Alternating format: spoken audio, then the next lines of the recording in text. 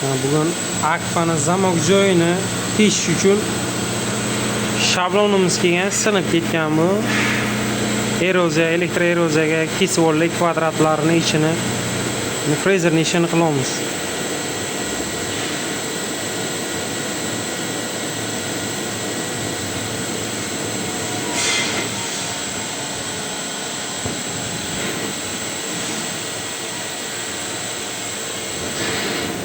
Bu tomonda shtampimiz uchun zagotovka kesib olamiz, katta balbashga.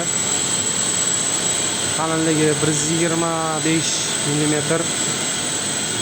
Bu tomonga esa rementimiz uchun maxsus shkif taxlanyapti bu yerda.